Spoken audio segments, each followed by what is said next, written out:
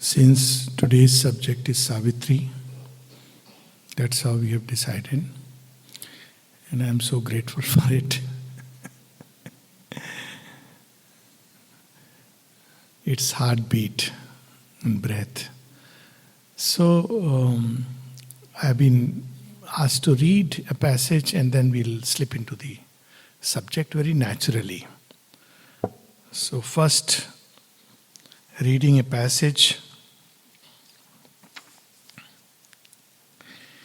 And this passage which I'm going to read is a description of Savitri itself in a way. And as we know, Savitri has been given to us in extremely turbulent times. It's like an age is ending and a new age is beginning, and Savitri is the word to help us navigate through these times that we are in and we have been going through. So this book, it was published first time in 1950, one part, and second part in 1951. So next year we are going to have 75 years of birth of Savitri. And we know 1950 is the time when the Second World War has just ended and its fumes are still all over the earth. And it's the time when India gets freedom amidst famine and many issues, division, all this. That's a time we can't even imagine. So, at that point of time, Sri Aurobindo is giving us Savitri. Why is giving us Savitri? Savitri is the sun. Savitri is the sun, which is the sun which is hidden in the darkness as it is emerging. That's what Savitri is. It is that sun which is emerging out of the darkness. The first sun, you feel it, you sense it. That's morning, even as it emerges. So that's Savitri. And during this time, Sri Aurobindo had entered into the deepest layers, densest darkness. What is there in this darkness? What is hiding in it? What is behind this mask of terror and evil and suffering and pain? And he brought out that truth, secret truth, cowled in darkness, death. And he gives it to us.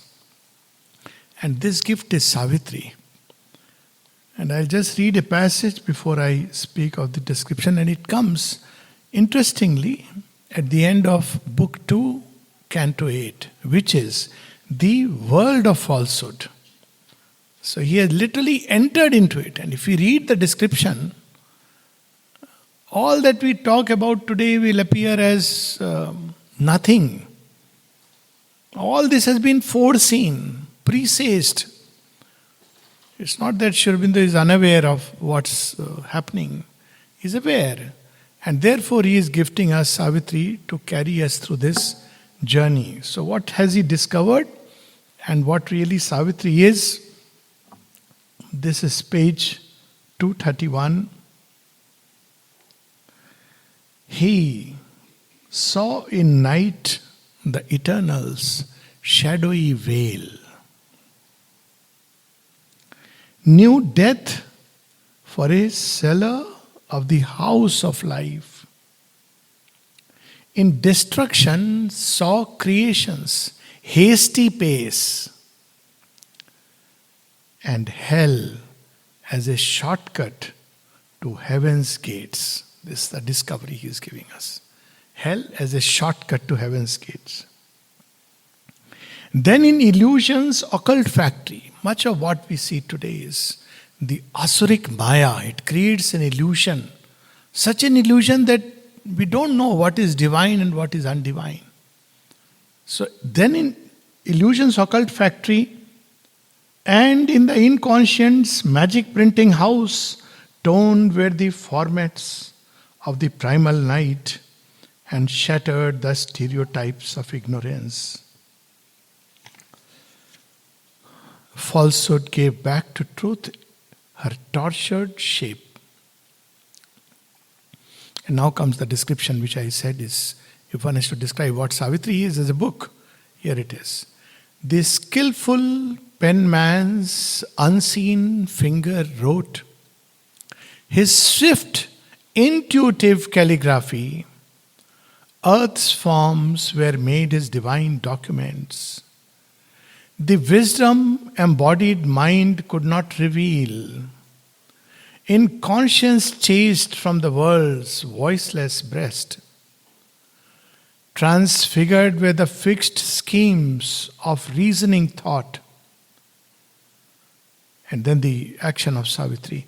Arousing consciousness in things inert, he imposed upon dark atom and dumb mass the diamond script of the imperishable, inscribed on the dim heart of fallen things, a paean song of the free, infinite. And the name, with a capital N, and the name, foundation of eternity, and traced on the awake, exultant cells, in the ideographs of the ineffable, the lyric of the love that waits through time. The divine love, the mother's love that waits for all of us. The lyric of the love that waits through time. And the mystic volume of the book of bliss. And the message of the superconscient fire. So with this we can enter into Savitri.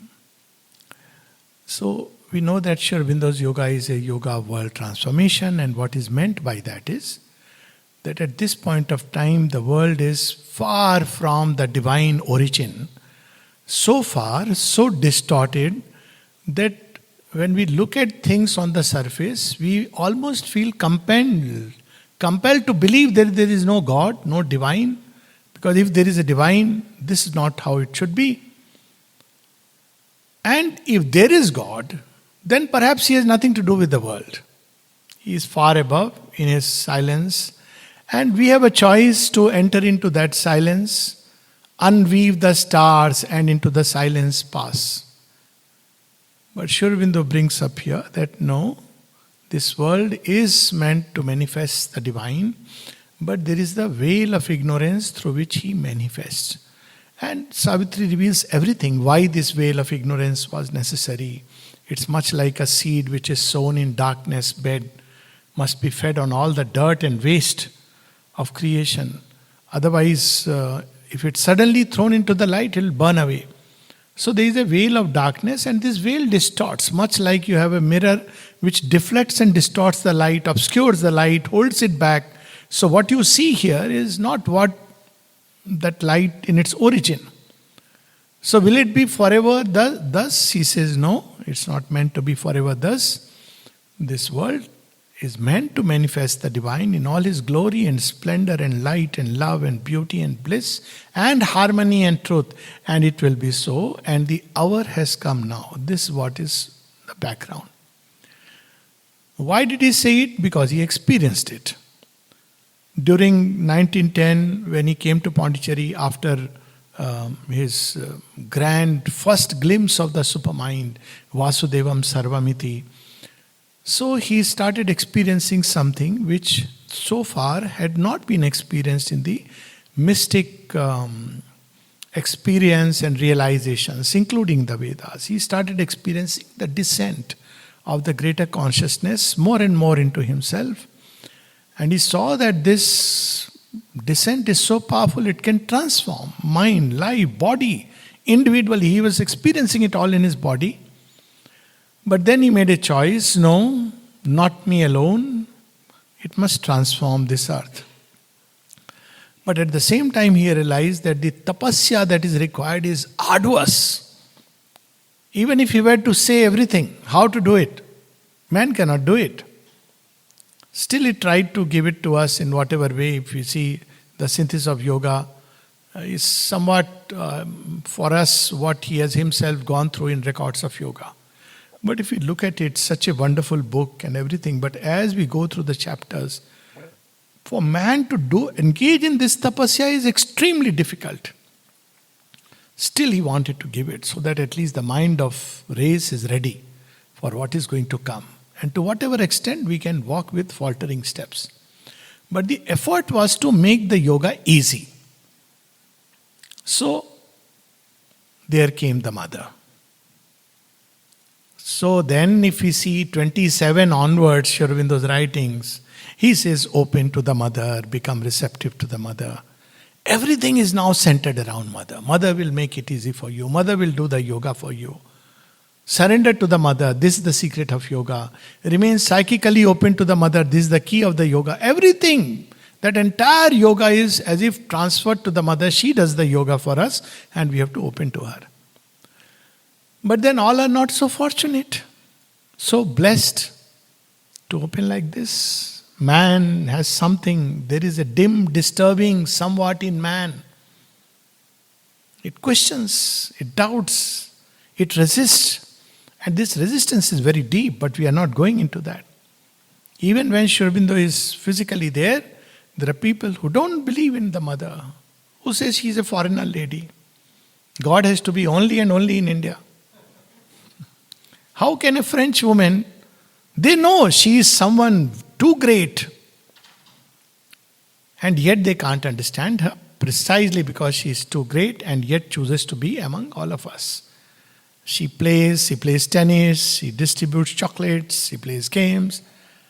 But when we know about her achievements, occult, yogic, there are 12 bodies, 12 layers of consciousness. We talk about 7 planes on the Kundalini, 7-fold, she speaks about 12. All this she has experienced, so they just can't understand because we want fixed formats.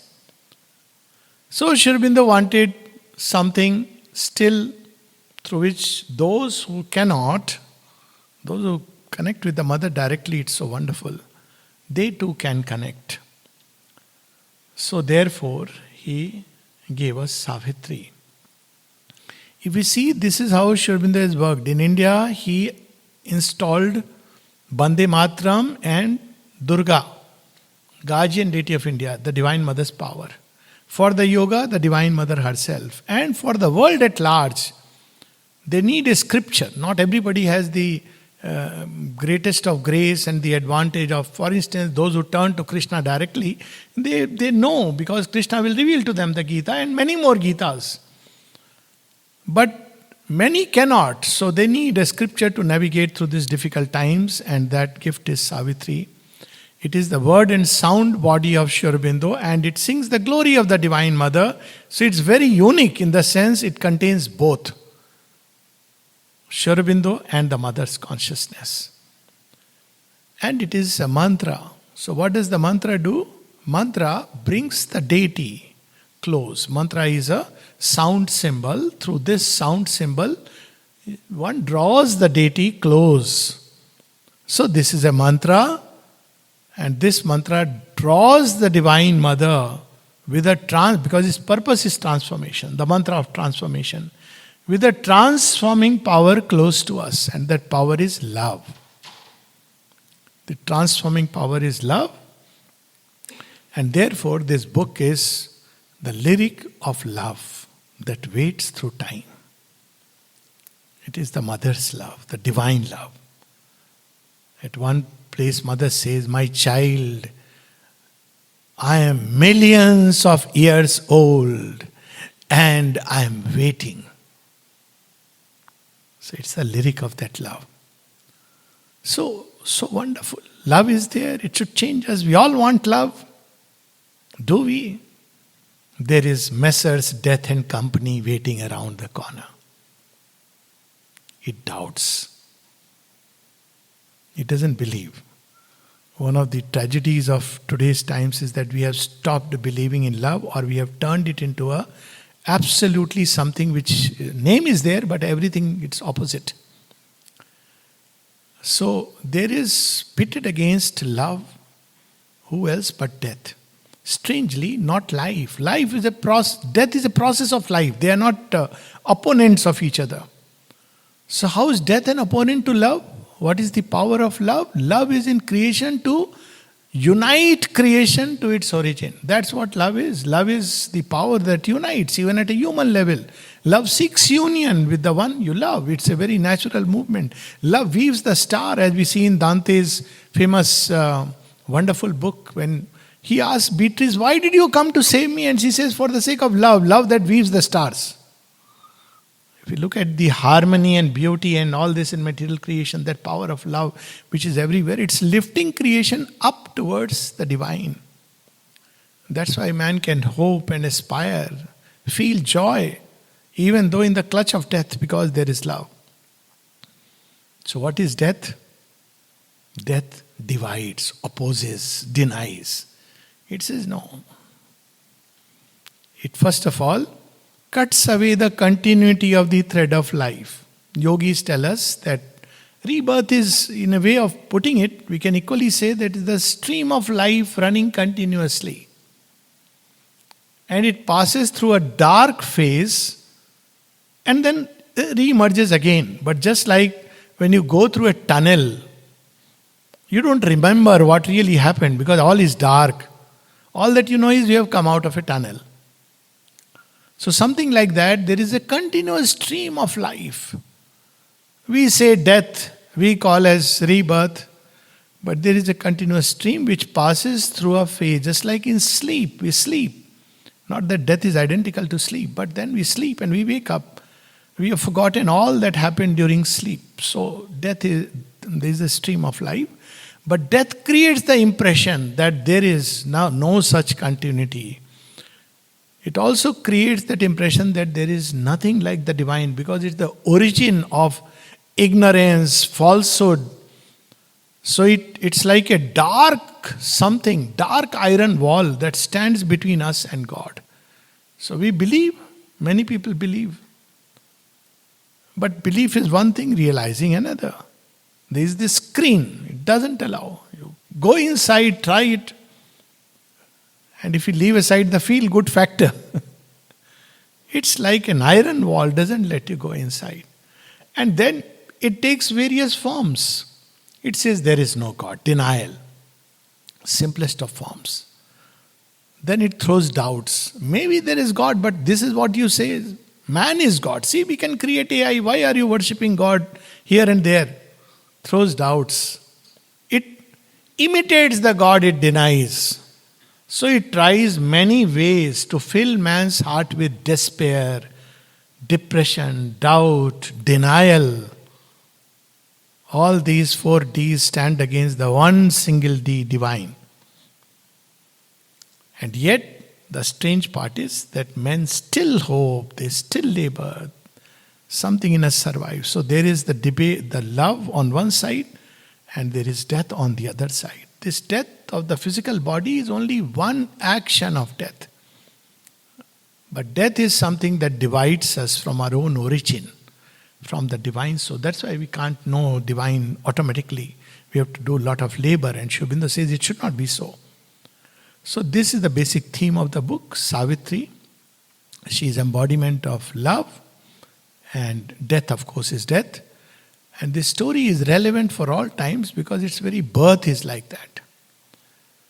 So Yudhishthira and the Pandava brothers and Draupadi, they are going through, they have lost the game of dice and they are going into the forest. And Yudhishthira is filled with state of misery and self-blame, doubt, guilt that we, especially because he's a good guy, he's sattvic, and he has done something which he should have never done. And he feels responsible for all the trouble that Draupadi has to go through, like all sattvic people. It's not his own misery, but the misery of somebody he loves and cares for.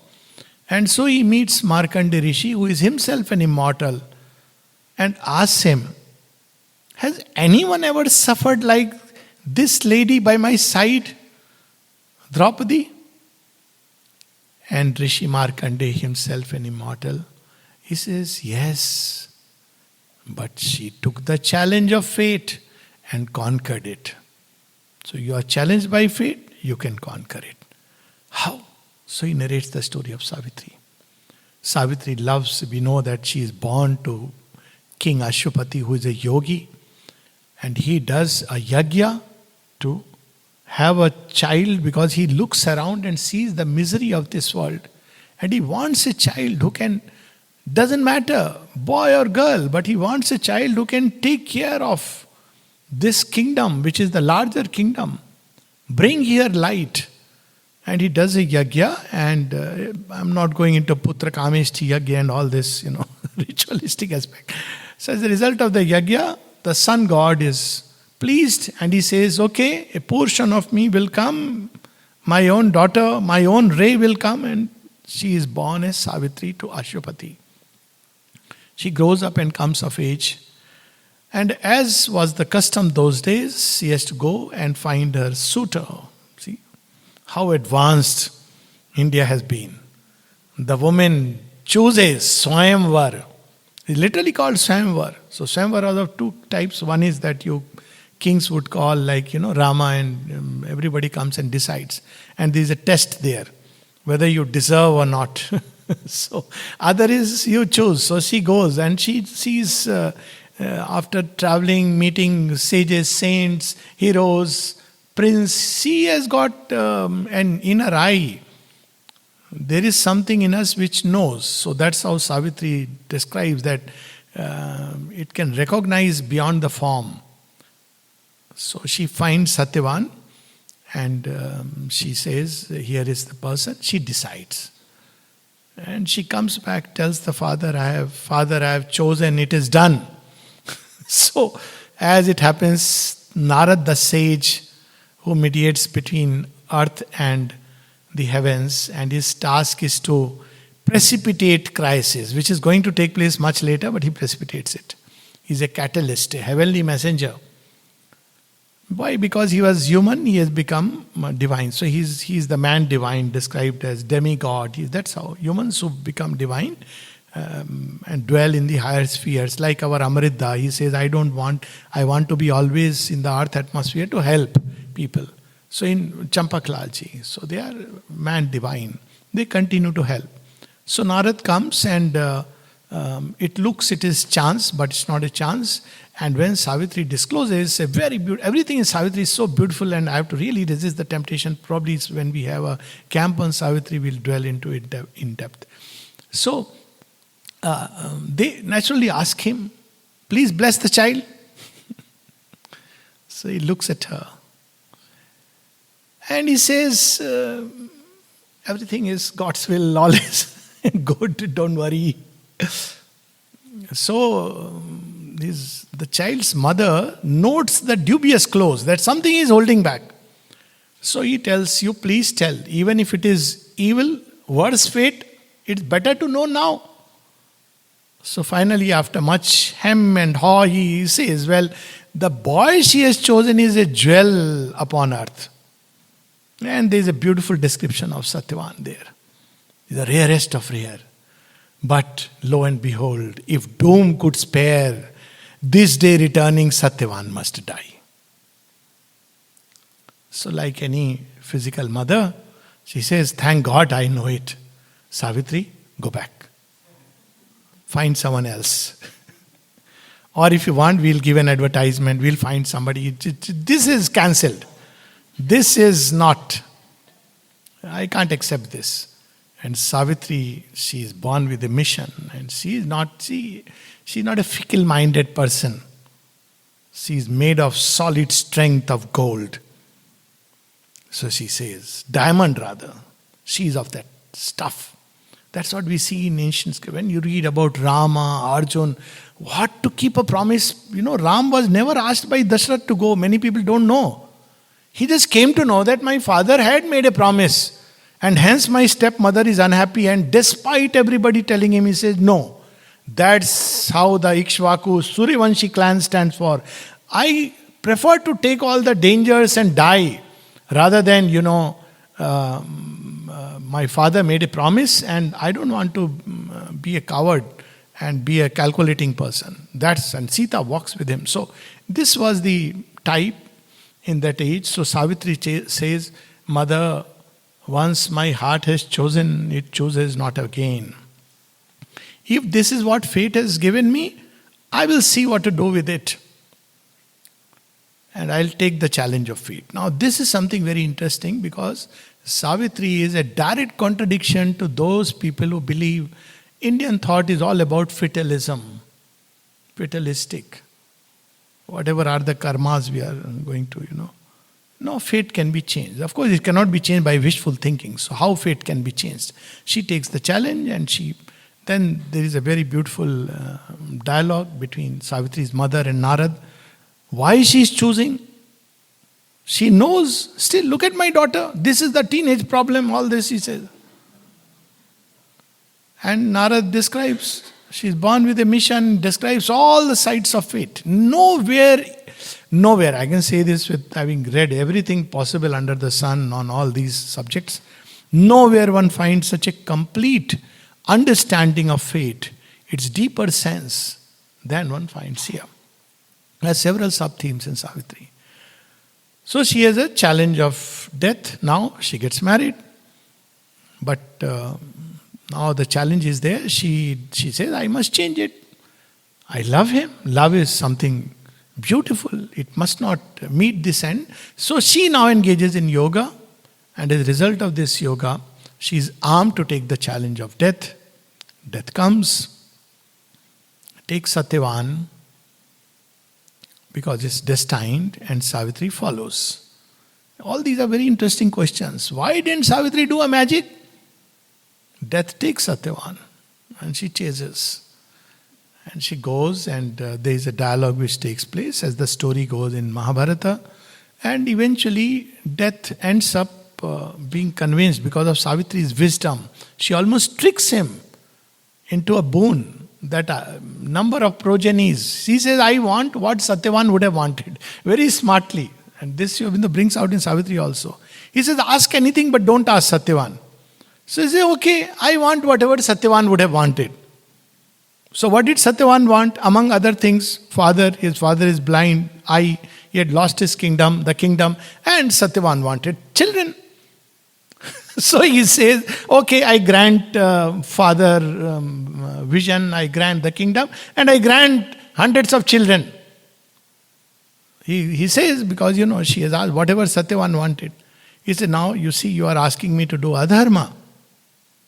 You are telling me that I will have 100 children, your boon cannot go waste. And how am I going to have children without Satyavan? So this is how the argument runs.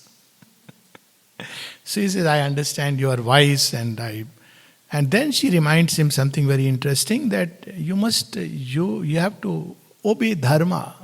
You cannot do adharma. Even if you have all the powers, you cannot do adharma. So you understand that dharma is binding on everyone. So he finally releases Satyavan. The story ends there, and according to the Brahma Vaivarta Puran and others, Satyavan lived on for 400 years after that. This story is common. Now Shivinda uses the same story.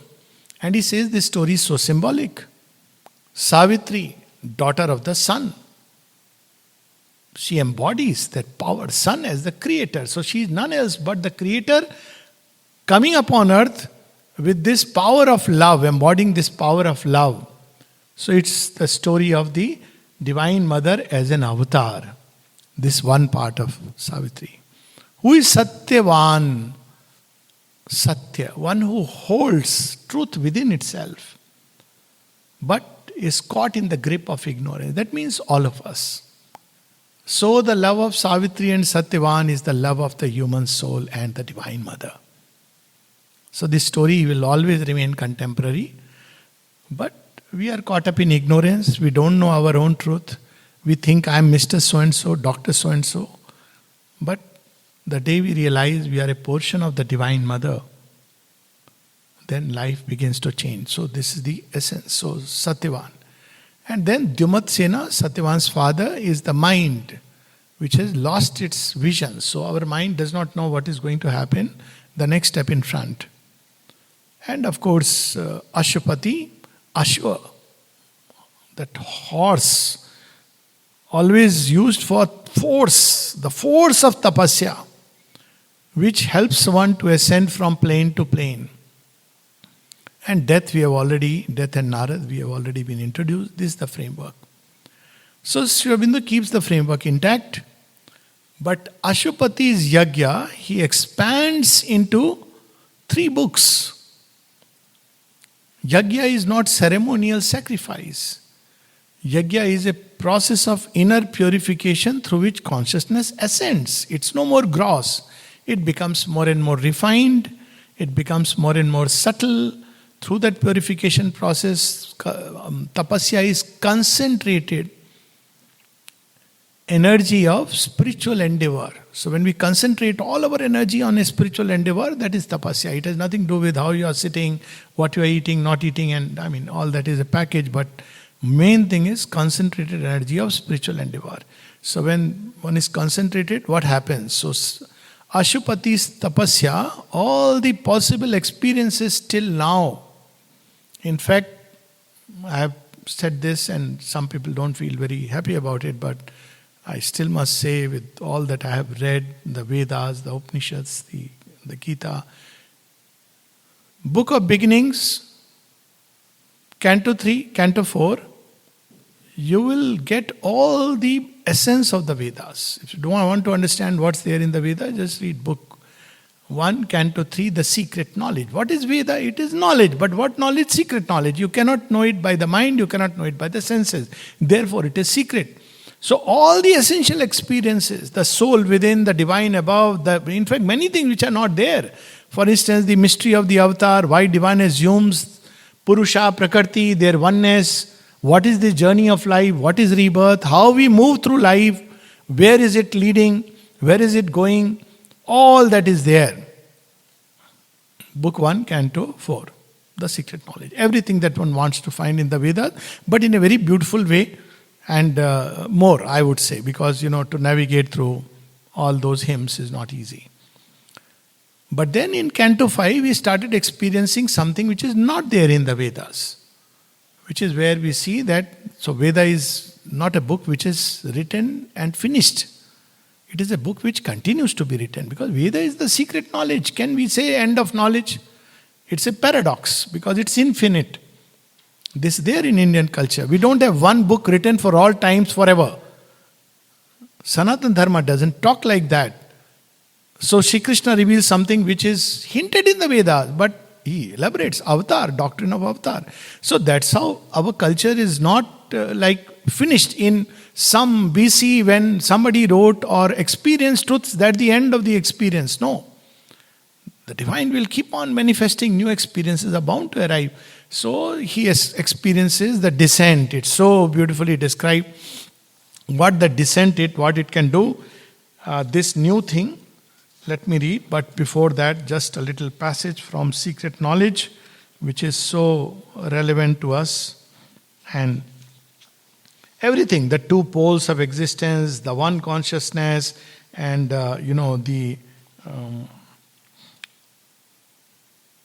the gods, the titans, everything is there. How they act, why they act. And here is a passage to warm up our hearts. It's a prophecy Sri Aurobindo is making. So all those who believe that it's ultimately the book of the future, but just what's going to happen, what's going to happen. So there is all kinds of jnana coming from WhatsApp, from televisions, from news analysis. What is Sri Aurobindo's take on what's going to happen? He says, this is page 55, The Secret Knowledge. Thus will the masked transcendent mount his throne. When darkness deepens, strangling the earth's breast, and man's corporeal mind is the only lamp. As a thief's in the night shall be the covert tread. Again, I'm not entering into, speaking about it because it's so amazing that just few lines will take away the entire time, and we'll wait for the proper camp on Savitri. As a thief's in the night shall be the covert tread. Who will enter as a thief? God will enter as a thief. He has this penchant of doing it somehow. When we least suspect or expect, he enters. Where does he enter? He doesn't come with, loud music and announcement, 1008 बार श्री श्री श्री भगवान आ रहे हैं. No. He is born in a prison. He doesn't care whether you know him or not. So the Redeemer, he is born in a manger. Look at it. So the Redeemer doesn't, because he knows. Who has to announce? Somebody who doesn't know himself has to announce that, some great Swamiji or Yogi is coming. Somebody who knows that he is divine doesn't need to announce. So he comes unannounced. And what does he do after coming? What does he steal? Thief has to steal. He steals our heart. But he does a heart transplant in its place. So what happens with this heart transplant? Of one who steps unseen into his house. It's his house, this body. A voice ill heard shall speak, the soul obey. He speaks to the soul. Mind is doesn't understand, but something touches him from inside. That's how many of us suddenly have turned. Why we have turned? Why we have picked up? We don't know. There are many people who are far more capable in terms of achievements, outer power, intellectual, but he is picked up a voice ill heard. So Sri Aurobindo is ill heard, so we can understand that. But the soul listens. A power into mind's inner chamber steal, a charm and sweetness open life's closed doors. Charm and sweetness. Several places Sri Aurobindo has described Krishna in a very interesting way without using the term. Krishna, literally one who draws us. Akarshan, Vikarshan comes from that. He is the eternal charmer. Madhuram, sweetness. And that's why he is born in a prison, because he is the immanent God in man. So he is always a child. Shown as a child, Laddu Gopal. He is enjoying. But he's a child, he grows. So a charm and sweetness. So from within, he will open the doors of life. He doesn't open from outside. He knows how we'll react. And beauty conquered the resisting world. Just imagine. The spirit of beauty. Beauty in action, beauty in thought, beauty in feelings. Beauty conquered the resisting world. In last 4 lines he says, a few shall see what none yet understands. God shall grow up while the wise men talk and sleep. For man shall not know the coming till its hour, and belief shall be not till the work is done. So he knows. Doesn't matter. Nobody will believe. There is supermind is going to manifest all this. People will think, they'll keep moving like that, It's okay. People didn't believe that there is, during the life of Krishna, nobody except 3 or 4 felt that there is a divinity in him. With Rama, the same thing. With Christ, the same story. Very few who believed that there is divinity. So people are like that. We are blind. Doesn't matter. So this is the future. And then as I was saying, what is it that Sri Aurobindo discovers or experiences which changes? So he is seized with a new aspiration that this earth should become divine. It's described beautifully. A will, a hope immense now seized his heart, and to discern the superhuman's form, he raised his eyes to unseen spiritual heights. So all experiences of Ashwapati are Sri Aurobindo's, and all experiences of Savitri and her yoga and the Divine Mother's experience. So what did he experience? It's beautifully described. So he ascends through the power of tapasya. His consciousness gets freed from the clutch of matter and this vision. So he begins to ascend. So as he is ascending with the aspiration that this world must become divine, it must manifest the veiled divine. He has seen the divine is hidden inside this world. But why isn't he manifesting? So with this aspiration, as he ascends, he experienced very, very powerful, as thus it rose to meet him bare and pure, a strong descent leaped down. This is unique to Sri Aurobindo's yoga. A strong descent leaped down. Through this, all the Kundalini opened from above downwards. So a strong descent leaped down, a might, a flame, a beauty half visible with deathless eyes. Such a beauty you cannot behold. A violent ecstasy, a sweetness dire. At one stage, Sri Aurobindo was all about Krishna and Kali. They are two sides of one reality. Shyama and Shyama. How does he describe Kali? He doesn't use name because we immediately fix things in the head. Problem of human mind is we have fixed everything in the head, crystallized. So he describes Kali as a violent ecstasy. Because he slays the ego and releases the soul, and there is delight. And Shri Krishna is a sweetness, dire. That's what he did on Kurukshetra. And Arjuna asked him, who are you? Who are you? I have known you as a friend. I have walked with you, put my arms around you. But what you are saying now, I don't get a word of it. Who are you? And then he reveals himself and says, Kalosmi, I am time the destroyer. What are you trying to do here? He says, Loka Shaikrita Pravradho, I am moved to destroy these peoples. And Arjuna is shaken to the core. What has happened to this Madhuram? Sweetness, dire. So he describes, so as it comes, enveloped him with its stupendous limbs and penetrated nerve and heart and brain that thrilled and fainted with the epiphany. His nature shuddered in the unknown's grasp. And now see these lines. In a moment, shorter than death, longer than time, by a power more ruthless than love, happier than heaven. See, love can be so ruthless. Love brooks no obstacle. It's the only force which doesn't care about any obstacle. It will break down every barrier.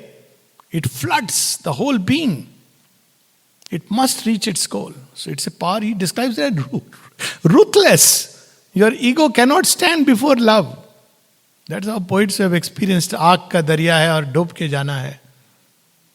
Love is not any joke. If you are willing to lose everything, then you are ready for love. So that power seizes him and he starts experiencing the transformation. And that's when we see Ashupati says, no, I want for all. If it can happen in me, it can happen in everyone. Now, this is what happened in Sri Aurobindo's life physically, actually. That he was experiencing and then he wanted for all, and therefore people started gathering. Mother speaks of it that, it's their life, biography, inner biography. That we had a choice whether we first go and transform ourselves or we take everybody together. And then she says the choice was spontaneous. So it's not like they calculated. They had to carry, because had they gone themselves, they would have gone so far that there would have been no point of contact. So now he wants for the earth. And then if he wants for earth, he has to explore what this earth is. And what marvelous discovery. Worlds within worlds and realms upon realms. Because all of that is there in earth. Earth is that which holds all the worlds together. So he discovers all the realms. Lok, Bhuvan. We have all these descriptions in Indian thought. Also we have Bible, for example, that my Lord has many mansions. We have forgotten all this because we are clamped up in the material world only. So it discovers worlds upon worlds upon worlds. Everywhere he is looking for that power which can help me and change earthly life. He goes to the high heavens, he descends into hell to see why, despite human beings wanting to change, why it doesn't change. So he enters into hell, in the pit, where we saw that he goes into that pit of falsehood. But that power still eludes. He climbs up, world soul. He goes to the core of creation as it is manifested. But that power has not manifested upon earth. That is the challenge. So, ultimately, we had read those, one of my most favorite lines, Vladimir has read, one arm half parted the eternal's veil. A gesture came as of worlds thrown away. So Divine Mother on the threshold of the form and the formless as the world mother, but there is the beyond. She says, you want to go, you can go, otherwise all the three worlds I can give you. And Ashwapati says, no, he surrenders. So she lets him into the greater mystery beyond, where book 3 we see, first he has to encounter that absolute, bare, incommunicable, the one by whom we live, who lives by none, ekameva dvitiyam. It doesn't hear any prayer. There nothing survives there. Nothing, no thought, aspiration, feeling, everything vanishes. The world appears a dream, even the soul appears like a dream. But Ashwapati has that aspiration. He is able to keep that fire intact. And Nachiketa also wanted to know, and Yama says, you can hold that fire? Before that, for whom death is a spice and heroes and sages are a food in the banquet. But Ashwapati has the fire. So, as he is wondering, because there is only a cancel. The vanity of the cosmic world is cancelled. It's the no. There is nothing like transformation, change. That alone is. We keep hearing, no, I am that, and that alone is. And then suddenly, because he waits on the threshold, he says, I'm not going to merge. I want this secret. And then, out of the heart of the ineffable, the inane, comes out the Divine Mother. So we have that in adoration of the Divine Mother, even as he stands on being's naked edge, where all is can vanish in the next moment, like Buddha on the threshold of Mahanirvana. And then the Divine Mother comes out, a form from beyond, grew conqueror here of death. And then he describes so beautifully, at the head, she stands of birth and toil and fate. In their slow rounds, the cycles turn to her call. Alone her hands can change time's dragon base. Hers is the mystery the night conceals. The spirit's alchemist energy is hers. She is the force, the inevitable word, the magnet of a difficult ascent, the sun from which we kindle all our suns. How beautifully she describes. All nature dumbly calls to her alone, to heal with her feet the aching throb of life, and kindle her fire in the closed heart of things, and break the seal on the dumb soul of man, and kindle her fire on the closed heart of things. Then he also sees what she can do. All here shall be one day her sweetness's home. All contraries prepare her harmony. Towards her our knowledge climbs, our passion gropes. In her miraculous rapture we shall dwell. Her clasp shall turn to ecstasy. Our pain, ourselves shall be oneself with all through her. And then all of him is given to her. Only one desire is left to embody more and more of that bliss. And he slays everything. He tears away. He discovered that, what is the problem? He says, we lose the one. All that denies must be torn out and slain, and crush the many longings of the heart, for which we lose the one for whom our lives were made. And then he seeks, and the Divine Mother, there is a little interchange. He says, I know my fire and sweetness are the cause of life, but too immense my danger and my joy. Man is too weak to bear the infinite's weight. Truth born too soon shall break the imperfect earth. O soul, you have what thou hast won is thine, but ask no more. Alone thou standest at the eternal doors. How shall you speak for men whose heart are dumb? Go and ask. She tells Ashwapati, you want transformation, ask what people want. They want a college degree. They want magic. They want money. Nobody wants. He said, no, mother, they are ignorant. If you leave it to them, they will never want. How many times pralaya will come? This was the thing that took place between mother and Sri Aurobindo. When mother comes, she has this inner thing that, has the time come? And she says, Sri Aurobindo just said yes, and she saw the supermind descending like a massive cascade. but touches and goes back. So she tells him that, but man is not ready. And Sri Aurobindo says, if we leave it to man, man will never be ready. We have to make him ready. And we see this constantly in Mother's agenda later on. Every time Sri Aurobindo will say, not yet ready, world is not yet ready, not yet ready. So she is preparing it. So she says, world is not ready. Don't awake this descent because it will shatter all the measures.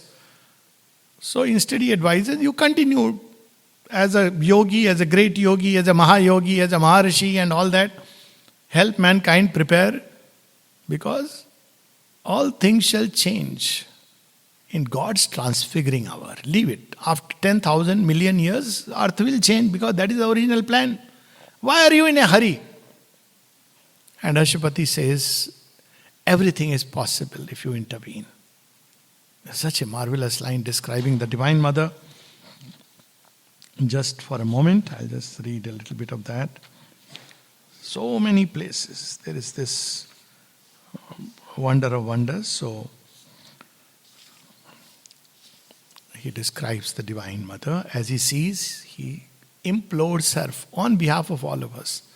Ashwapati is like the divine advocate, advocating for us, on behalf of us. What does he tell her? He is not expecting man.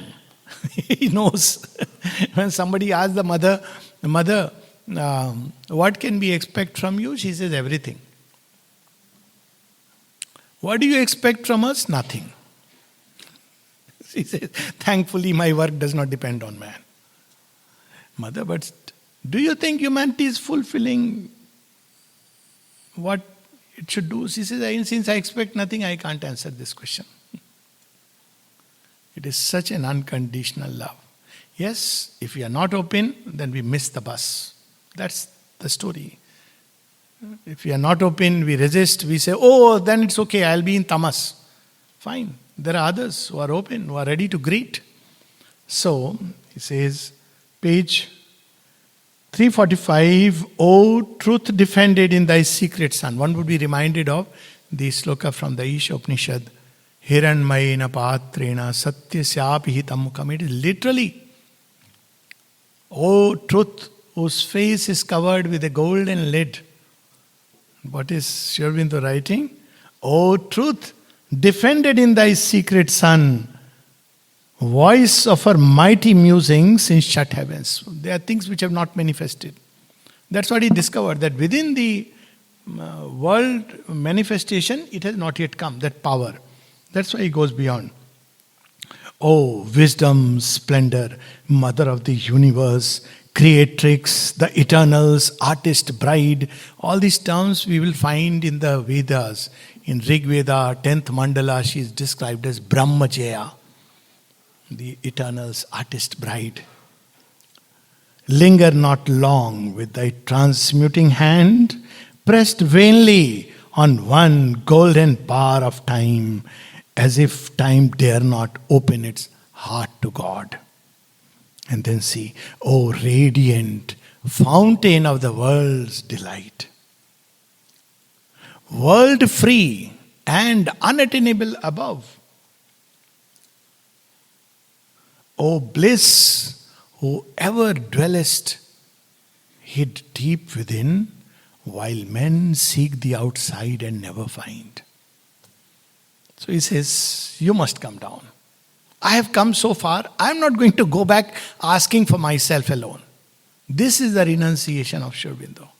Sri Aurobindo doesn't wear a langoti and walk into the forest. I have renounced my degree, I have renounced my family. If you still feel that was precious enough to be renounced, one is not even an adhikari for supramental yoga. Because you renounce something which you feel is precious. What does he renounce? The realization within himself to hasten the collective realization upon earth. That's how the mother described 5th December. So he says, I am not going to go back. I have come here by the tapasya. I want you for this earth and men. And then she agrees. And what does she say? When will I come? She describes everything. And then she says, see, when did the mother come? When did the supramental manifestation take place? dance of death. If you see the Second World War and its fumes, so she describes a seed shall be sown in death's tremendous hour, a branch of heaven transplant to human soil. Those who know the story of Krishna and Parijat, again I am not entering into it. Parijat is heavenly and brought down. It's a lovely story. Branch of heaven. That supramental bird is found only on the branches of heaven. It doesn't go anywhere because it stays where it descends. Mother's signature, she described it as the supramental bird, and then she says it stays where it descends. Can you imagine when we have something of a sign? So, a branch of heaven transplant to human soil. Nature shall overleap her mortal step. Fate shall be changed by an unchanging will. So she comes. Then we see from here, from book 4 starts the mystery of the Divine Mother, and there is so much emphasis. Sometimes one wonders, like in Ramayana, you see the birth of Rama is described in such wonderful words. Bhai pragat kripala, deen dayala, kaushalya hitkari, harshit mahitari, muni manahari, adbhut roop nihari. He says the world is full of joy. Why? Because man does not know. But earth knows whose feet have touched. So Krishna is going on the Yamuna and Yamuna wants to touch him. And he thinks that, it is going to drown him. But Yamuna knows, the material creation understands. For mother says, because mind brings a lot of blocks. She says, first to respond will be flowers, simple folks. So Yamuna wants to touch, and his physical father is trying to lift it until it comes in spate and touches the feet, then it begins to go down. So, Harshit Mahitari, Muni Manahari, Adbhut Rupniya, what a wonder of wonders has been born. So, there is a wonderful description. It gives us the secret of the avatar. Why divine has to assume a human body? Precisely because something cannot be done otherwise. All other magic can be done from there and through vibhutis and instruments. But avatar is when there has to be a direct action on matter, on material nature. So, she takes a human body, and she brings a new epiphany with her, a new vision, a mind of light. So all that she embodies in the physical body. So by the very fact she is in the physical body, it will be done. At one place the mother says, every time the avatar comes, he comes to transform matter. Even if nobody knows about him, still he'll do it. Why? Because matter is coming in contact with this new consciousness which she is embodying. But then obviously, if people become receptive, it's so much easier, better, smoother.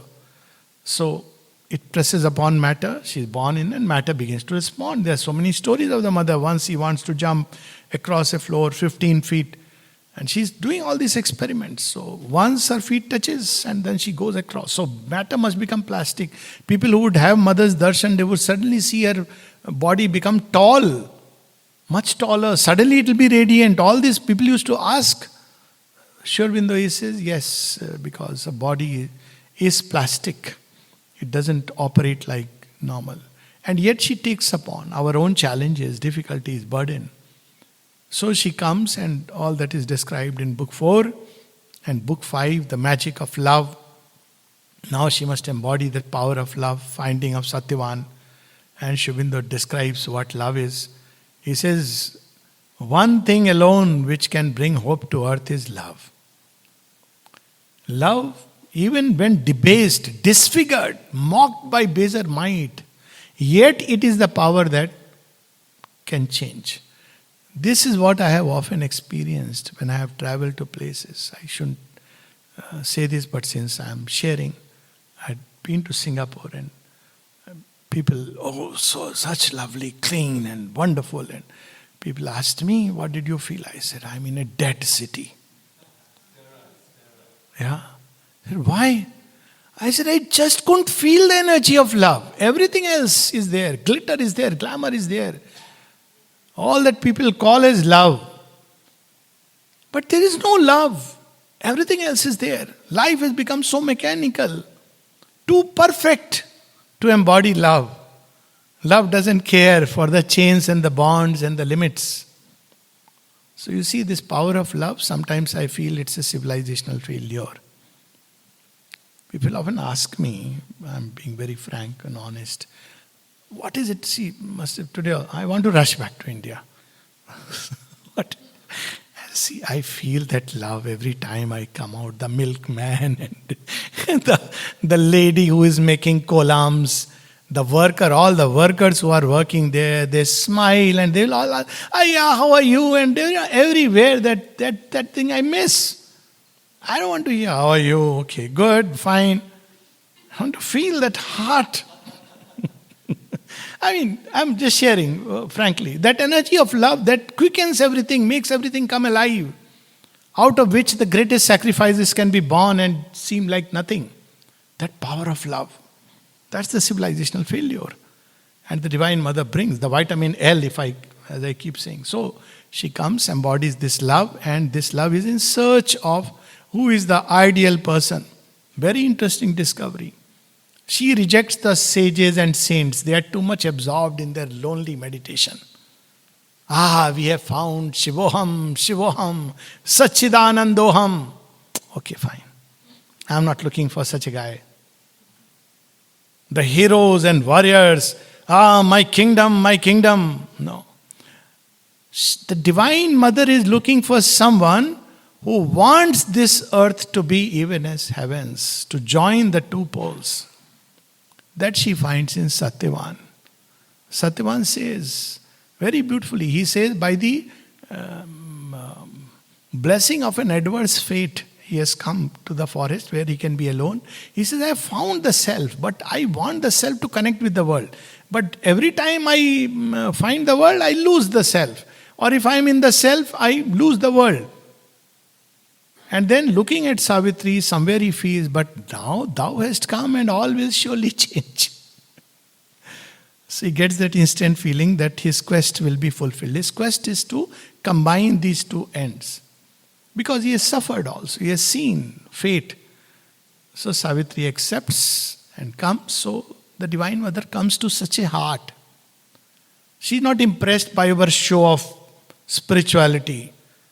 That how much he can meditate, sitting bolt straight, and it doesn't impress her. She knows what's going on in the heart. So she takes Satyavan, and then book 6, all who want to understand what fate is, all this theory of karma and all this we carry in our head.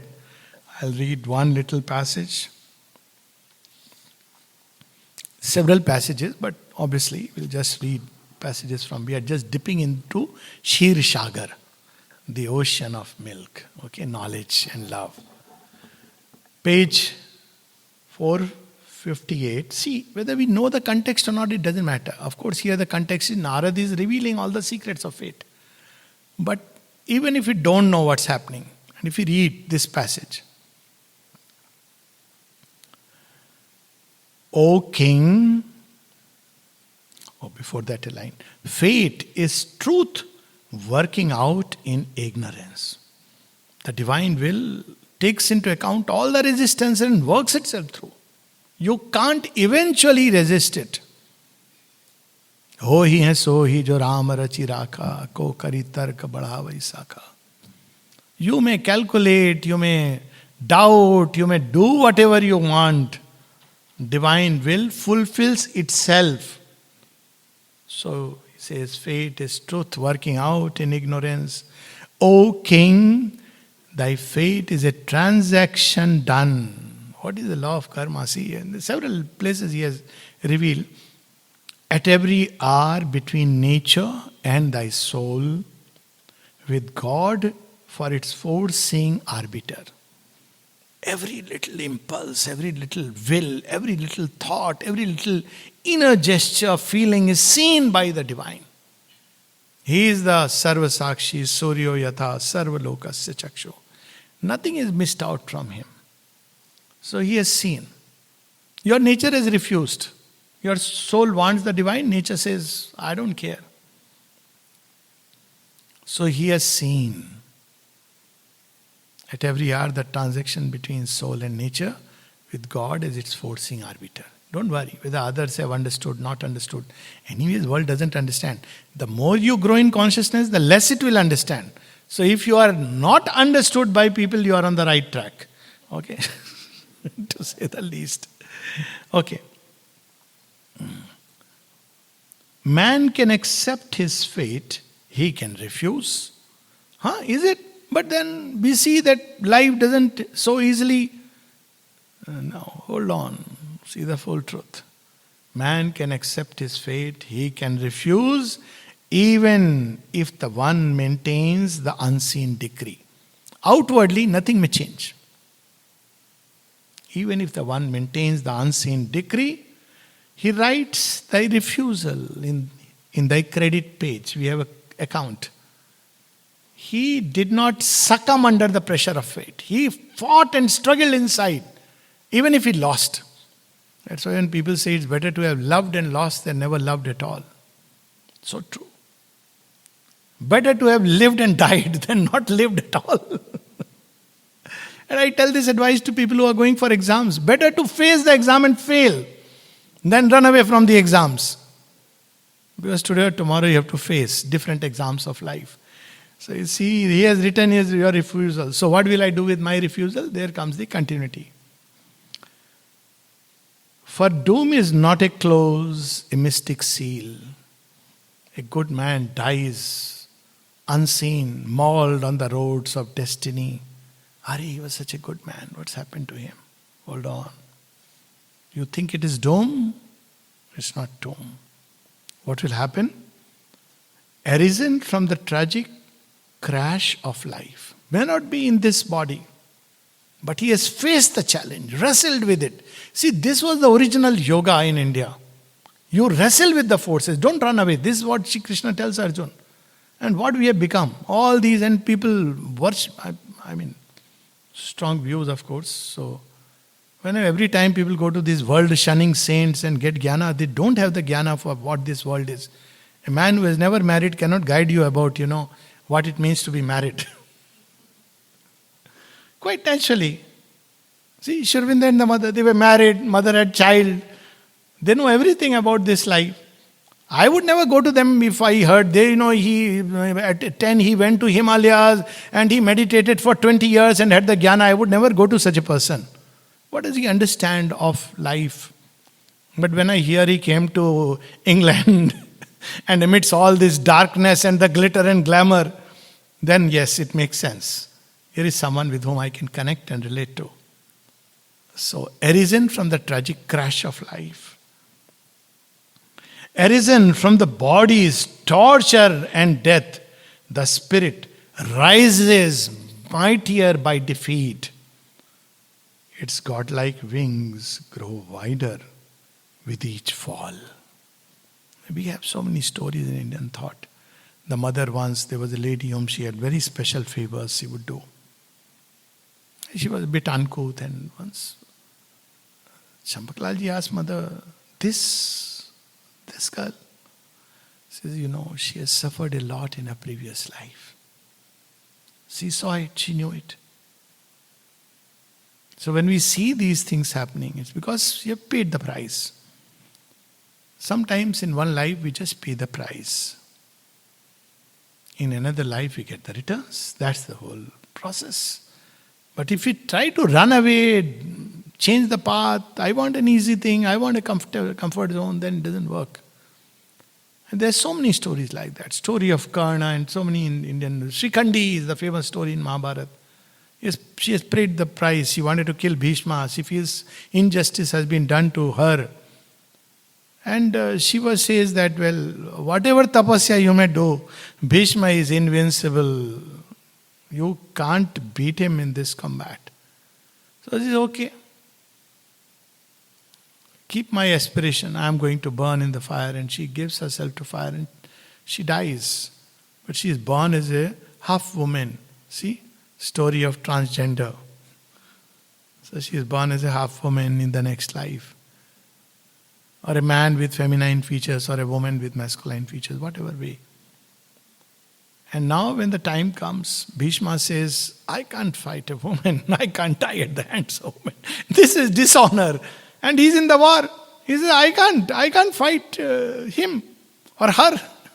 He says, bring somebody proper. But he has only let off this secret. He's a warrior. She has learned the art of war. It's not like she's just nobody. She's a good warrior, but no match to Bhishma. So, and Bhishma knows his time has come, and he has stood by the side of Adharma, and he falls. So you see, arisen from the spirit rises mightier with each defeat. Its godlike wings grow wide with every fall. Its splendid failures sum to victory. O man, the events that meet thee on thy road, though they smite thy body and soul with joy and grief, are not thy fate. They touch thee awhile and pass. Even death can cut not short thy spirit's walk. What is fate? Events are not the fate. Life and death are not fate. Then what is fate?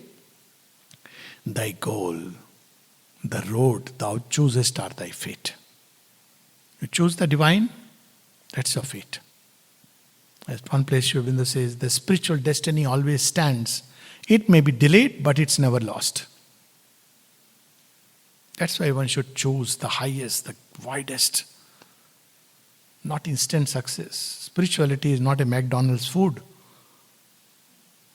You have to pay a price. We may not be ready to pay the price of the ego, but at least we want that dish only. One day it will come. So this is how he describes. And now, after. So you see, there are many books within Savitri, many themes. Theme of love, theme of fate, theme of the divine avatar, theme of all the spiritual realizations, theme of the future. And then finally, in book 7, Savitri undertakes yoga. So here we see that Savitri, it's all about yoga that man must undertake. Though Savitri opens the path for us. And the challenges and what happens when you find the soul, what happens when all this, there is the awakening of the Kundalini from above downwards in this yoga. Powerful description, beautiful description. What happens when the mother's presence awakens within you? What is nirvana? What is that state of complete self-annulment and a complete self-finding, if you want to put it? What happens when you identify with the entire creation, everything, all these experiences now, which are within our realm, we can have it if we walk the way. So book 7 is the yoga that Savitri undertakes. In the original story, she undertakes 3 nights and 3 days of vrat. And people celebrate it now also. So they think by doing 3 days, 3 night fasting, well, as a memory it's okay, but that's not what Savitri did. So she undertakes the real yoga, and that yoga which can conquer death, it is what that yoga is. It's summarized very beautifully in this book. It's a program that Savitri receives, and this program is something which at least I should do it. I put it like the 18 chapters of the Gita. This is 18 lines, and I had taken a print out and put it everywhere on the door as a reminder. So, if you like, this is the whole program in short, which is given, and then there is an elaboration. So, this is what the yoga is given to Savitri in 18 lines. Each line is climbing a mountain, okay? But these are the steps of the journey. The voice replied, her own higher self. The voice replied, remember why thou camest. First step is to know who we are. Om Krito Smar Kritam Smar Kritam Krito Smar Kritam Smar Vayuranilamritam Machedam Bhasmantam Shariram. Those who are conversant with each Upanishad, that don't be engaged with these things which are going to perish. Oh, will that which was done remember. Om Krito Smar Kritam Smar Krito Smar Kritam Smar. Remember why thou camest. Find out thy soul. So every day we should sit and seek the purpose of God within us. Find out thy soul. First step. Then only we can anything else. Find out thy soul. Recover thy hid self. In silence, seek God's meaning in thy depths. Every day we should sit for a while. What is divine intention in me? Before we can decide the fate of the cosmos, we are very busy with that. Oh, what's going to happen about Arab-Israel war? Is God doing something about the Hamas? Is God doing something about the Palestine issue? Is God, who will win? Israel or these? What nonsense. What am I here for? Like that man who prayed to God and suddenly God appeared and asked, what do you want? He says, peace in Arab and Israel. He says, my child, 4,000 years they've been fighting. I can't do it instantly. Ask something easier. He says, okay, me and my wife fight. Can you solve this issue? God says, okay, show me the map of Arab and Israel. I'll try to do something about that. So, you see, we want to solve the problem of human nature which we have created over centuries and millenniums. When people come to me and say, my wife fights, or vice versa, husband, he does this and that. Husband don't fight, they do nasty things, okay? So I tell them, which husband and which wife in the world have not done all this since times immemorial? You want him to be God and he wants you to be goddess. Find the God and goddess inside you first. Literally, when you want him to be Mr. Perfect, you want him to be God. Or when you want your wife to be, sometimes like Sati Savitri. There is a joke about it when one lady who had come to the ashram and she told, she lives in ashram, very beautiful, pure soul. So pure soul is a way of expression, every soul is pure. So she tells Nirodha, she tells in Bengali, but I will not repeat. He says, where is my Satyavan? So Nirodha with his joking mood says, I am your Satyavan. He said, this kind of Kala Kaluta Satyavan? This dark Satyavan? He says, as is the Savitri, so is the Satyavan. She was also dark. He says, you want that original Satyavan, but are you that original Savitri? So, Jesus Savitri is told by this lady also and confirmed. Ashram people are full of that joy and sense of humor. Used to look so serious. So he says, as is Savitri, so the Satyavan. You can't expect something more. So, but the first necessity is recover God's meaning. In silence, seek God's meaning in thy depths. We don't know why we are here. We want to solve the cosmic problem. Then, mortal nature changed to the divine.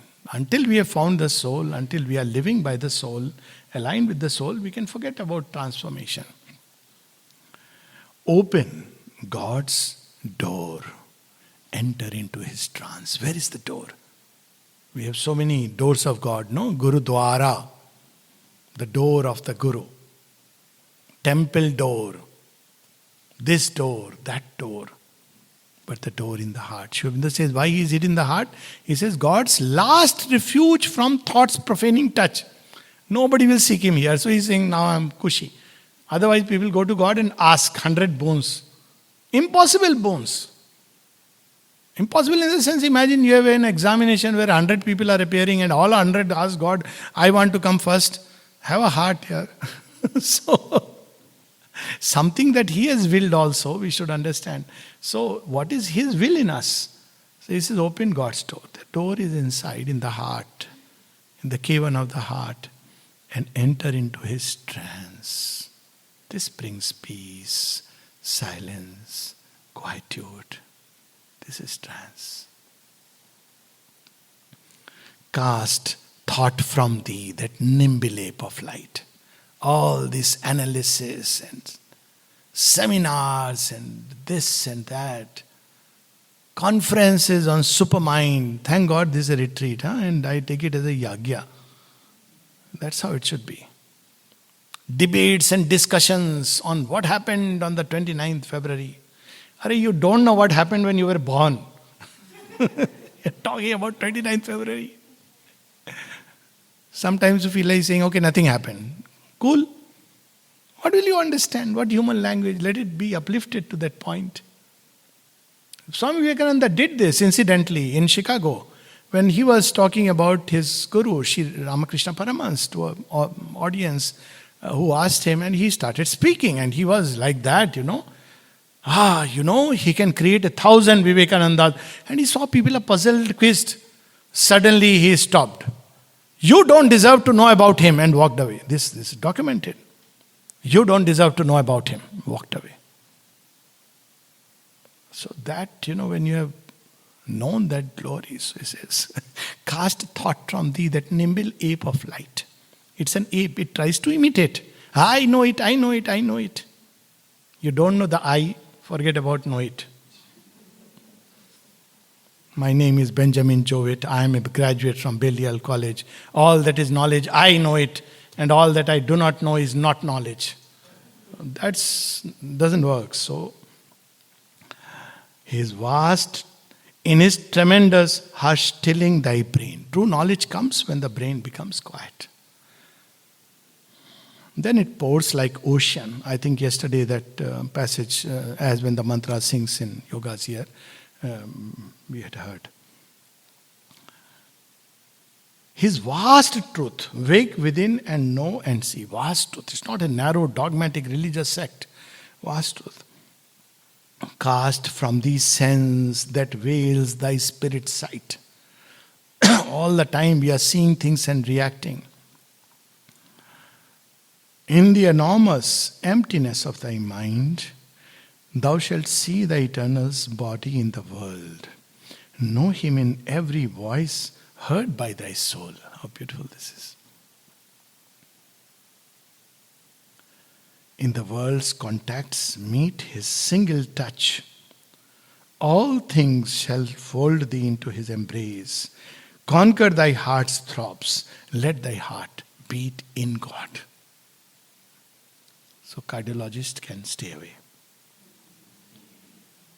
Solution. But if you believe in them, by all means. It's better to die in the arms of God, As simple as that. Thy nature shall be the engine of his works.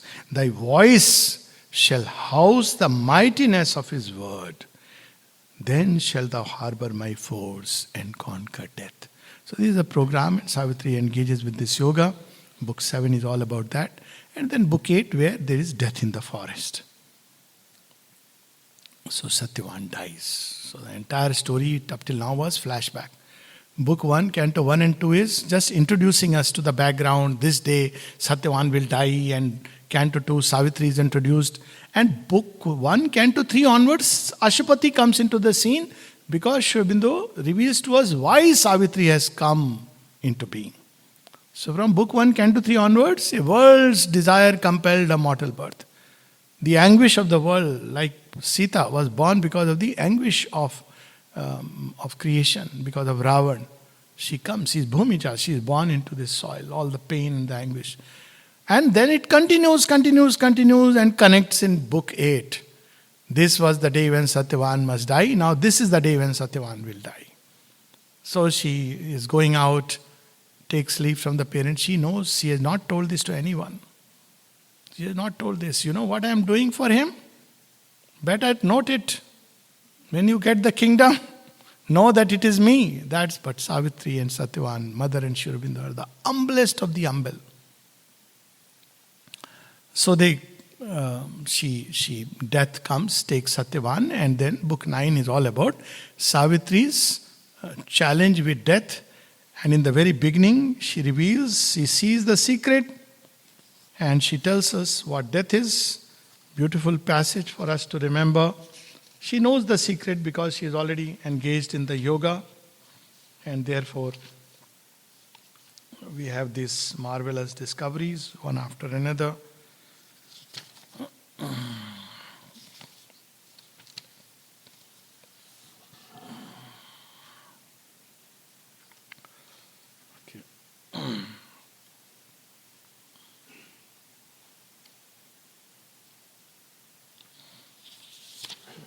Just remember it, I can just. Okay.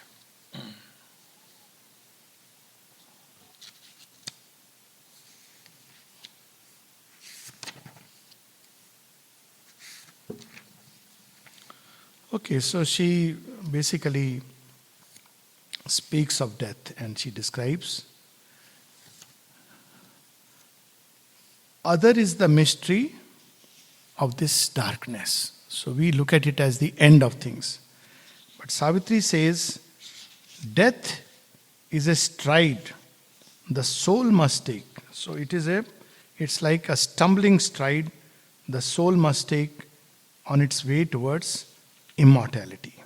So it's a passage through which we move, and as we move through this passage, every time we are reborn, we grow.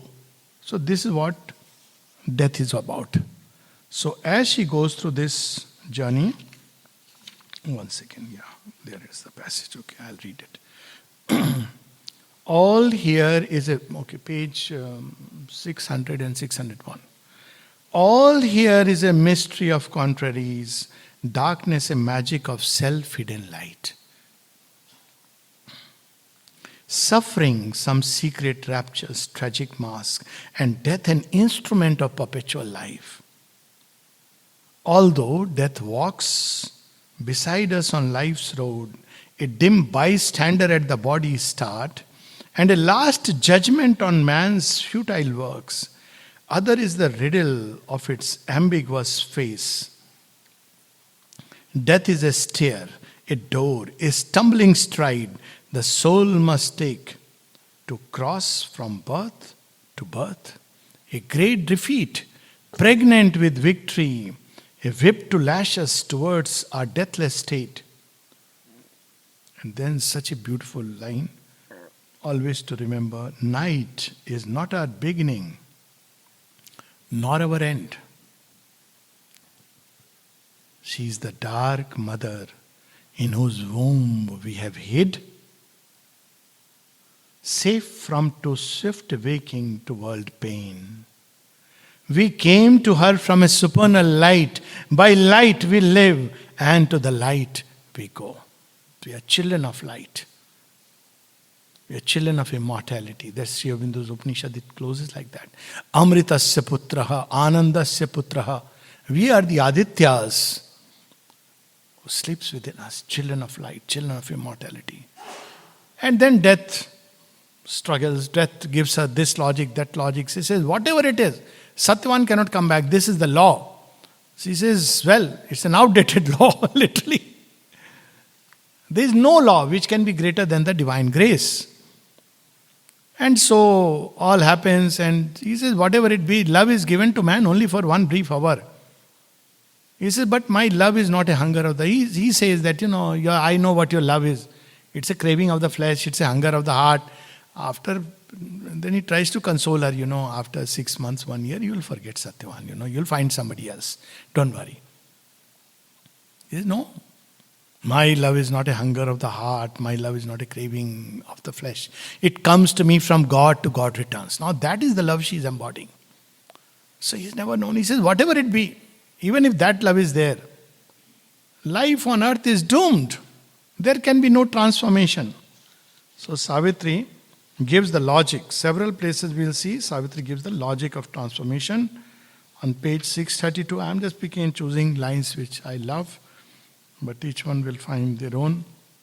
Page 632, she gives the logic of transformation. A mystic, slow transfiguration works. All our earth starts from mud and ends in sky.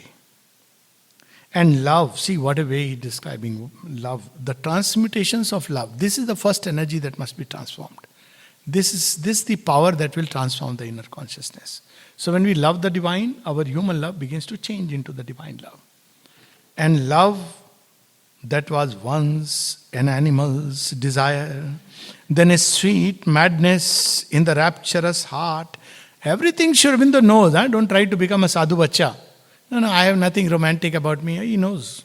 Sweet madness in the rapturous heart.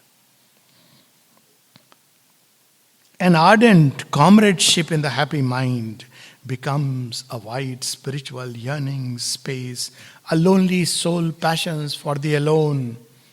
The heart that loved man thrills to the love of God. A body is his chamber and his shrine. Then our body becomes the temple and the shrine of God. This is where the shrine has to be built first. Sri Ramakrishna told Sri Aurobindo, Mandir Gado, Mandir Gado. This is the shrine. First, this is the center which must be built. Then is our being rescued from separateness. Love joins us with the divine and through the divine with all creation. All is itself, all is new felt in God. And then in the end she says, when unity is one, when strife is lost and all is known and all is clasped by love, who shall turn back to ignorance and pain? My love eternal sits throned on God's calm. For love must soar beyond the very heavens and find its secret sense ineffable. It must change its human ways to ways divine. So that's why love has been suffered so much. And one of the things that is happening today, if I have to summarize, in the name of love, the destruction of all this beautiful power inside. And how ancient Indian culture was built so much on this power of love. Sati was not a woman who burnt in fire, this is such a nonsensical, but she burnt in the inner fire of tapasya. It's not easy to love. She loved with such a one-pointedness that she could bring the husband back from death. She could stop the movement of the stars. That means the flow of time. That was the power of love. Not easy, because today what we understand by love is the most corrupted word. So she ultimately, death last, she says, okay, I understand, I am, you are someone, but knowledge alone cannot, I want to see what power is in you. You have the power, and then there is the description of the world mother revealing, the divine mother revealing all her effulgence and glory and greatness, and death is surrounded from all sides. This is the description incidentally in the Vedas, that there is Diti surrounded by Aditi. And that original truth, and death sees, my God, all around she seizes. And she starts licking up the thoughts, licking up the feelings. Everything that is filled with death, all that love was a burning torture in his body limbs. Experience. The touch of the divine is felt like a torture. Some people can't stand it, they run away. Because it destroys. This is what is the action of when Mother Kali takes up. She changes everything, so it is felt. Death licked up his thoughts and ultimately tries to run back into the darkness, and nobody helps. Hell doesn't help, because now she is in all her effulgence and death dies.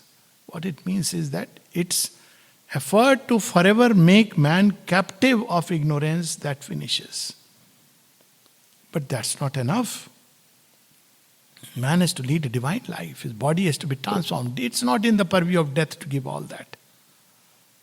Death releases Satyavan from its grip of ignorance. So now, one thing was ensured from that time onward, that man who aspires can discover the divine. The grip of ignorance will be lost. And that we see has been happening. But that project of Savitri, which we see in the far back Vedic time, now the Divine Mother completes it. And that's book 11. Sri Aurobindo stitches the story. So she meets, death releases Satyavan. But he says, I won't take him just like that. So she meets the Supreme and says, I want this for earth. He says, don't ask all this. What are you asking? Everything will change, the link will change. Again, man is not ready. She says, I have come thus far not to go back empty-handed. And finally, after all kinds of temptation, he gives her, be forever with your Satyavan in that highest state, forever. He says, no, Satyavan is not just for myself. We are together as force one to conquer this earth for the divine. This is the true meaning of this togetherness of a man and woman, ultimate. So then finally, he is compelled, he releases Satyavan, and then book 11 is the book of prophecy, where everything is described about the future and supreme consummation, meaning thereby this is our highest destiny if we choose it. And I'll just read last few lines. We are going to finish, another 10 minutes we'll take. So she asked these 4 boons, very powerful. I won't read it because they are very powerful. 696, 697. Those who want to read it later, the boons she asked for man and woman. Thy peace, O Lord, a boon within to keep, amid the roar and ruin of wild time, for the magnificent soul of man on earth. Thy calm, O Lord, that bears thy hands of joy. Thy oneness, Lord, in many approaching hearts, my sweet infinity of thy numberless souls. Thy energy, Lord, to seize on woman and man, to take all things and creatures in their grief and gather them into a mother's arms. Thy embrace, which rends the living knot of pain. Thy joy, O Lord, in which all creatures breathe. Thy magic flowing waters of deep love. Thy sweetness give to me for earth and men. So that's the boon which is granted. So all that we want to know about the future, beyond what the media tells you, way beyond, and what beyond what human intellect can imagine, we'll find here. This is the prophecy. It's not Nostradamus seeing things from outside. Why this is not just a prophecy and promise? Because Sri Aurobindo and the mother have realized it for us. There is a difference. A prophet sees what somebody else, future is going to happen. But when you are the future, that's why mother said Sri Aurobindo is the future advancing towards his own realization. Why? Because he realized and embodied it. So when he's saying it, he's not saying that I saw this is going to happen. He has secured it and secured it for us. And what that future is, in just a few lines, and then we will come to the close.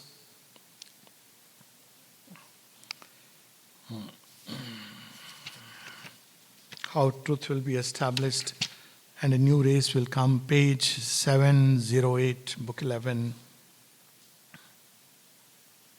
And see, he knows that the world will not yield so easily.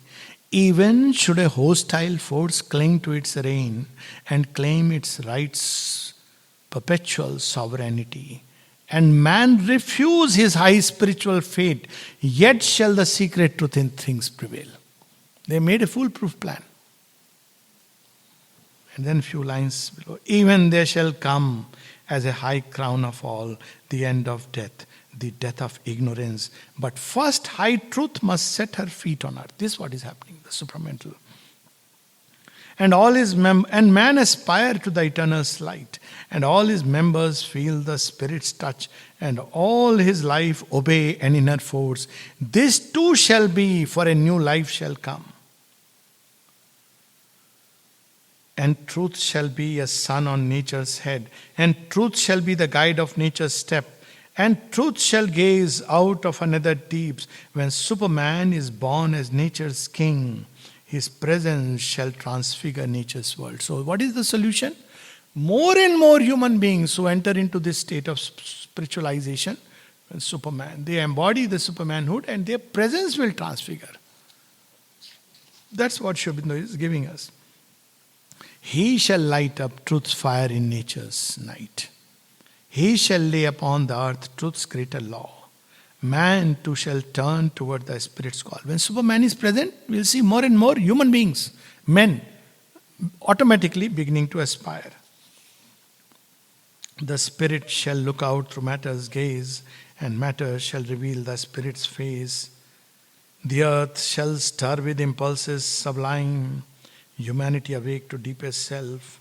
So he continues and he speaks about the new race, and all that is going to come is there in the book, and the path to realize it, how we can receive it, and that thing is revealed to Savitri. So this was connecting Savitri with the mother's story here.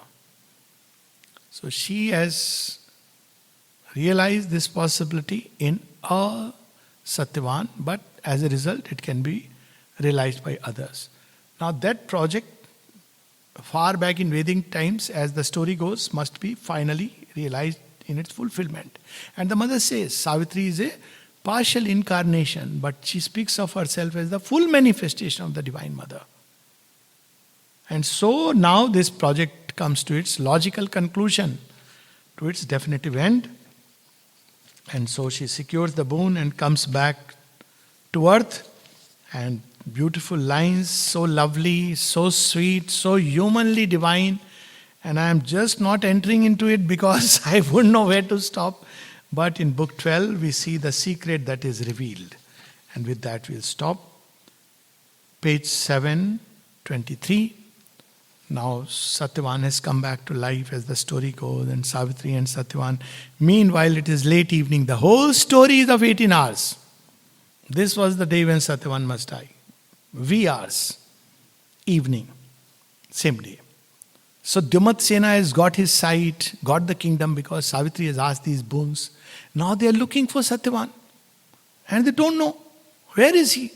He used to come back so early. So as they see them, Dyumatsena tells Savitri, why didn't you bring him back? You know that I can't taste food without him.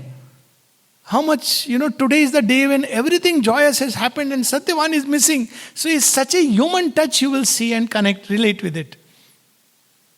And Savitri is not saying anything, though he's asking Savitri. But Satyavan comes and says, lay all on her. She is the cause of all. Yes, Dad. She is the reason why I got delayed. But then he describes that whole thing. She says that,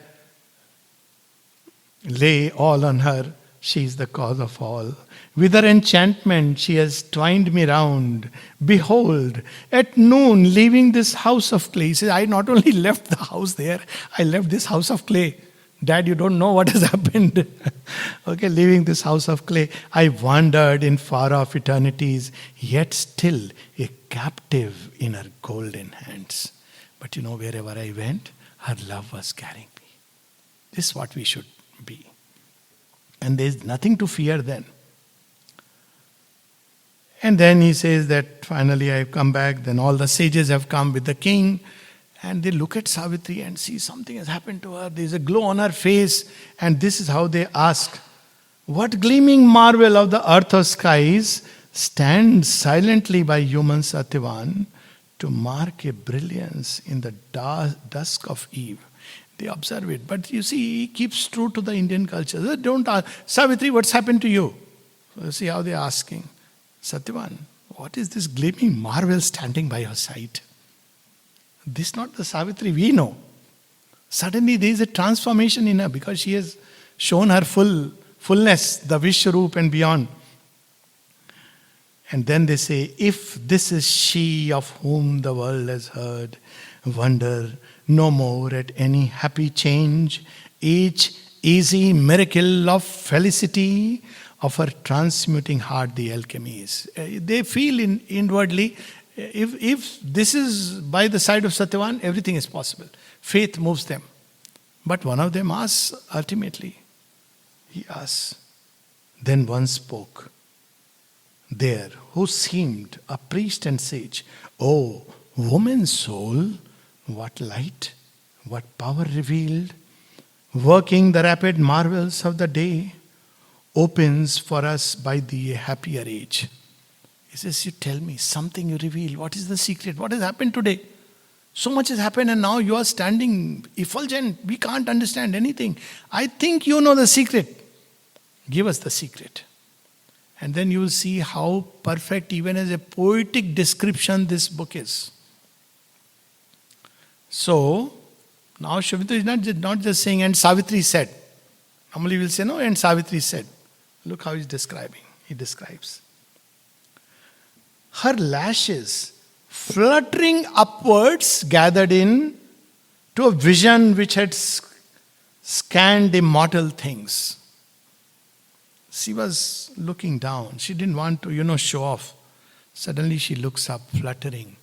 And she looks so, all that has happened, she scans and keeps it in the eye. But she's not going to tell all this, that scanned immortal things. Rejoicing human forms for their delight, they claimed for their deep childlike motherhood the life of all these souls to be her life. Then she looks at everybody and says, oh, now I have to be, because she realized that highest, everything has happened. She says, I have to be like a mother to them, spiritual motherhood.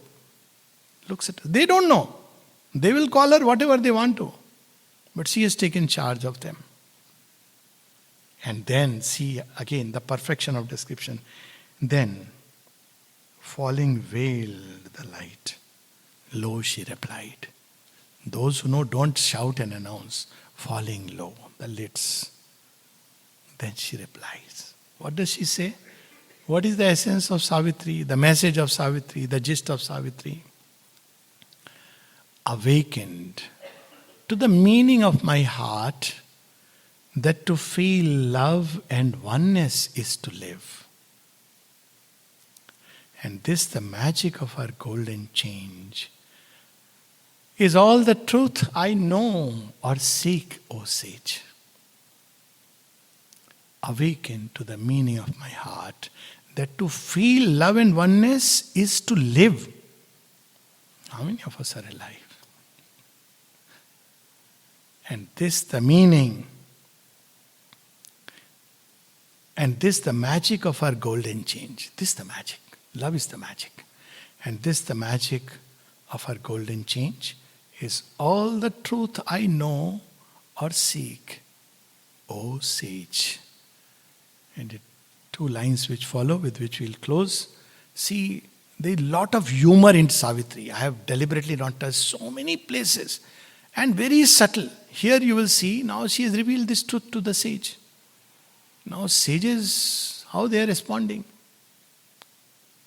So you see what they say. Because they would have expected, she would have said, I did Raj Yoga and I conquered this, Nothing. She just said, awaken to the meaning of my heart, that to feel love and oneness is to live. Wondering at her and her two luminous words. They're wondering, what has she said? They can't understand. Two luminous words. Wondering at her and her two luminous words, westward they turned in the fast gathering night.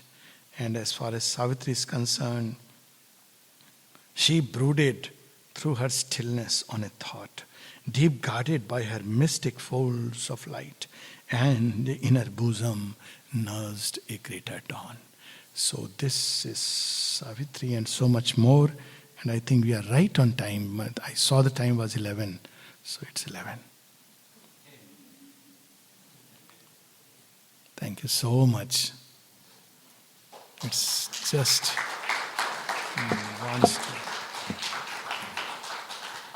one would want to drown into it and be lost in it.